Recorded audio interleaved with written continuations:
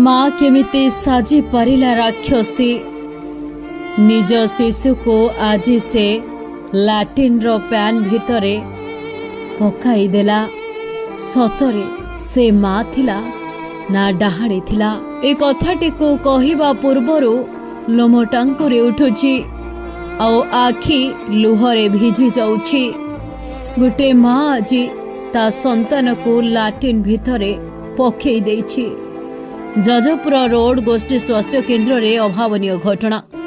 हे भगवान, कि दोष पई आज एही निरीह शैशव नवजात शिशुर एही अवस्था।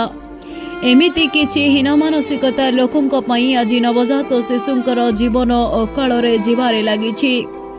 किए शैशव शिशुटीए पई व्याकुल हेउछि तो अन्य केही देहर भोक को मेंटाइबाकू जाई भूल निष्पत्ति आपणई नेछि। टिकिए खुशी पाई एभली घटना प्रतिदिन सामना को आसुछि। आज जाजपुर रोड गोष्ठी स्वास्थ्य केन्द्र बाथरूम भितरे एक मृत नवजात शिशु को देखि मेडिकल कर्तृपक्ष ताजुब होइचंती। किभली एभली घटना घटिला ताहा समस्तक पई प्रश्नवाची सृष्टि होइछि। एभली निंदनीय घटना संपर्क में उच्च स्तरीय तदंत करा जाई कार्यानुष्ठान ग्रहण करा जाऊ। भगवान भी बड़ कपटिया।